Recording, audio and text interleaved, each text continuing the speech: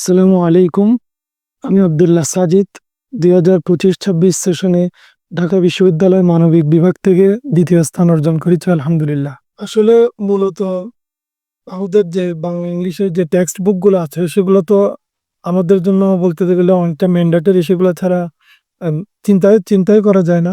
পাশাপাশি সহায়ক হিসেবে আমি মনে করি, বিশেষ করে ইংলিশের ক্ষেত্রে যেহেতু অনেকের দুর্বলতা থাকে, তো সেক্ষেত্রে টেক্সট প্যানেসিওটা যদি ফলো করা হয়, এবং আমিও করেছি, আলহামদুলিল্লাহ সুফল পেয়েছি।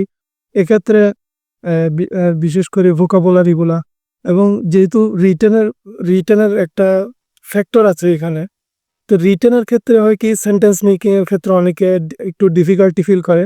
তো সেন্টেন্স মেকিং এর ক্ষেত্রে টেক্সট প্যানেসিওটা আমি মনে করি অনেকটা সহায়ক হয়। বিশেষ করে টেক্সট বুক থেকে যে সকল ওয়ার্ড সেন্টেন্স মেকিং এর ক্ষেত্রে বেশি আসার সম্ভাবনা, সেগুলোকে ফোকাস করা হয়।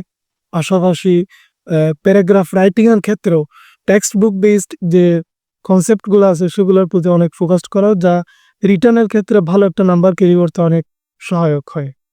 আর যদি বাংলার কথা বলি, তাহলে স্বপ্নসেরি বইটা যদিও বা আমি খুব বেশি পড়ার সুযোগ পাইনি, কিন্তু আসলে আমি আফসোস করি যে সেটা যদি আরো আগে পড়ার সুযোগ পেতাম তাহলে ভালো হতো। কারণ এখানে গদ্যাংশ এবং পদ্যাংশের যে লাইনগুলা, এগুলার এক্সপ্লেনেশন গুলা একদম টু দ্য পয়েন্ট, এবং যেভাবে দেওয়া দরকার সেভাবে আলহামদুলিল্লাহ তারা দিয়েছেন।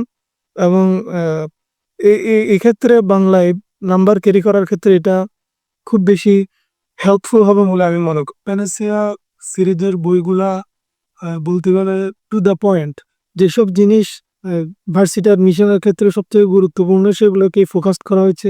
এবং আহ, যে বিষয়গুলো অনেকটা সাজানো গোছানো, একটা সাজানো প্রস্তুতি নিতে অনেকটা হেল্পফুল বলে আমি মনে করি।